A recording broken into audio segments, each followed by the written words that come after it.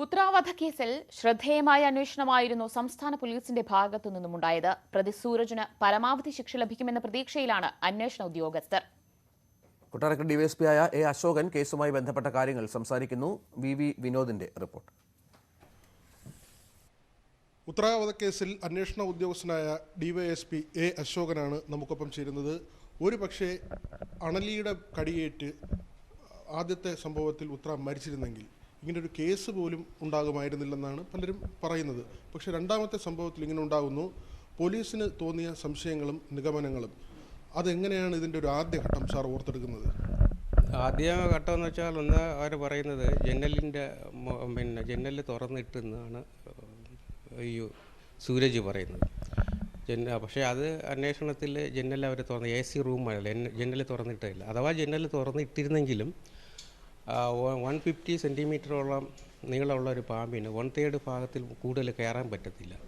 അത് ഒന്നാമത്തെ കാര്യം. പിന്നെ ജനലിൻ്റെ അടുത്താണ് സൂരജ് കിടന്നത്. അങ്ങനെ അഥവാ കയറുന്നെങ്കിലും സൂരജിനെയാണ് ആദ്യം ഇത് കടിക്കേണ്ടത്. പിന്നെ മൂർഖരെന്ന് പറഞ്ഞാൽ രാത്രി ആക്റ്റീവല്ല, അത് ഭക്ഷണത്തിന് എവിടെയെങ്കിലും ഒതുങ്ങിക്കൂടാനാണ് വയ്ക്കുന്നത്. ആ ആക്റ്റീവ് അല്ലാത്തൊരു മുറുകൻ എങ്ങനെയെങ്കിലും അഥവാ കയറിയാലും എവിടെയെങ്കിലും സ്ഥലത്ത് ഉളഞ്ഞുകൂടി കിടന്ന് ഉറങ്ങാൻ റെസ്റ്റ് ചെയ്യാനേ പറ്റത്തുള്ളൂ. അഥവാ കയറിയാലും ഒരു പ്രകോപനം ഇല്ലാതെ ഉപദ്രവിക്കാതെ അത് കടിക്കത്തുമില്ല. അപ്പോൾ ഇങ്ങനെയൊക്കെ ഉള്ളൊരു കാര്യമാണ് നമ്മൾ ആദ്യത്തെ നിഗമനത്തിൽ കൊണ്ടെത്താൻ കാര്യം തന്നെ. അതുകൊണ്ട് തന്നെ ഈ അറസ്റ്റിന് ശേഷം ആദ്യഘട്ട ചോദ്യം ചെയ്യലിൽ തന്നെ പ്രതി കുറ്റം സമ്മതിക്കുന്ന ഒരു സാഹചര്യം ഉണ്ടായിരുന്നു, അതോ ഇത് ഒളിച്ചു വയ്ക്കാൻ? അതെല്ലാ തെളിവും നമ്മൾ അതിനും അപ്പോഴും തന്നെ നമുക്ക് കിട്ടിയല്ലോ. ഓരോ കാര്യങ്ങളിലും ഒന്നാമത്തെ കാര്യം പാമ്പ് പിടുത്തക്കാരനെ വിളിച്ചതും പൈസ കൊടുത്ത് പാമ്പിനെ മേടിച്ചെന്നും എന്നെ ഈ പാമ്പ് പിടുത്തക്കാരനെ സുരേഷ് പറഞ്ഞു. അപ്പോൾ ഒരു ചുമ്മാ ഇരിക്കുന്നവർ തന്നെ നല്ല വിഷമുള്ള ഒരു പാമ്പ് തന്നെ വേണമെന്ന് പറയുന്നത് അതൊരു അസ്വാഭാവികത തന്നെ തോന്നി, നമ്മുടെ അന്വേഷണത്തിൽ തന്നെ തോന്നി. അവിടെ വെച്ച് തന്നെ എല്ലാ കാര്യവും നമുക്ക് അവരിൽ നിന്നുള്ള കാര്യങ്ങൾ റിവീൽ ചെയ്യേണ്ടി വന്നു. സാധാരണ നിലയ്ക്ക് ലോക്കൽ പോലീസിൻ്റെ അന്വേഷണം ഇതൊരു പ്രമാദമായ കേസായതുകൊണ്ടാണ് സാധാരണ CBI അങ്ങനെയൊക്കെ വന്നിട്ട് വലിയ ഏജൻസികളൊക്കെ വന്നിട്ടാണ്. പക്ഷേ കേരള പോലീസിനെ കുറിച്ച് നമ്മൾ പൊതുവിൽ അഭിമാനം കൊള്ളുന്ന ഒരു അവസരം കൂടിയാണ്. അതുകൊണ്ട് തന്നെ ഈ സഹ ഉദ്യോഗസ്ഥരെ കുറിച്ചൊക്കെ എങ്ങനെയാണ് ഓർക്കുന്നത്? എല്ലാ പേരും ഓരോരുത്തർക്കും അതിൻ്റേതായ ഇമ്പോർട്ടൻസ് കൊടുത്തിരിക്കുന്നു. ഓരോ പോലീസ് ഉദ്യോഗസ്ഥനും അതിൻ്റേതായ ഈ ടീമിലുള്ളവർക്ക് വളരെയേറെ ഇമ്പോർട്ടൻസ് ആണ് ഈ കേസിൽ. ടീം വർക്കിൻ്റെ ഒരു ഇതായിട്ടാണ് ഈ കേസിൻ്റെ അന്വേഷണത്തിൽ വന്നത്.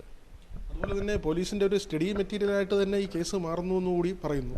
അതെ, അങ്ങനെ ഒന്ന് പറയുന്നുണ്ട്. അതോടൊപ്പം തന്നെ ഈ സ്വർണം സീസ് ചെയ്യുന്നത്, ഇയാൾ വീടിൻ്റെ പുറകിലെ പറമ്പിൽ അത് കുഴിച്ചിടുന്നു, അതൊക്കെ തന്നെയും നമുക്ക് ഈ കേസിനെ വലിയ തോതിൽ നമ്മുടെ അന്വേഷണത്തിൻ്റെ ഭാഗമായി വന്നതാണ്. പാമ്പിൻ്റെ പോസ്റ്റ്മോർട്ടം, പാമ്പിനെ വെച്ചുള്ള ഡമ്മി പരിശോധന, അതൊക്കെ നമുക്ക് ആദ്യത്തെ സംഭവമാണ്. അതൊക്കെ എങ്ങനെയാണ് ആസൂത്രണം ചെയ്തത്? അതിൻ്റെ ഒരു നടപടികൾ എങ്ങനെയായിരുന്നു? ഒന്നാമത്തെ കാര്യം സ്വർണം, ഈ ഉത്തരയുടെ സ്വർണം 2-3 സ്ഥലത്തായിട്ട് കുഴിച്ചിടുകയും ചെയ്യുന്നത്. അവർ കുഴിച്ചിട്ടത് അത് നമ്മൾ റിക്കവർ ചെയ്യുകയും പിന്നീട് ഇവൻ ഇങ്ങനെ പറഞ്ഞ് നമുക്കും അത് ഒരു ബോധ്യപ്പെടുത്തണമല്ലോ. 100% 90% ബോധ്യമാണ്. പക്ഷേ 100% ബോധ്യമാകുന്ന വേണ്ട ലൈവ് ആയിട്ടൊരു എക്സ്പെരിമെൻറ്റിനെ നമ്മൾ നടത്തിയത്. അത് നമുക്ക് ബോധ്യമാവാൻ വേണ്ടി മാത്രം തന്നെ. അതോടൊപ്പം തന്നെ മറ്റൊരു കേസുകൂടി, ഗാർഹിക പീഡനത്തിൻ്റെ കേസ് കൂടിയുണ്ട്. ഈ കേസിൽ സൂരജ് മാത്രമാണ് പ്രതി, മറ്റൊരു കേസ് കൂടി രജിസ്റ്റർ ചെയ്തിട്ടുണ്ട്. അപ്പോൾ അതിൻ്റെ നടപടികൾ പ്രത്യേകം ഉണ്ടാവും. അത് പ്രത്യേകം ഈ കോടതി ഇത് കഴിയുന്നവരൊക്കെ അല്ലെ ട്രയൽ തുടങ്ങും.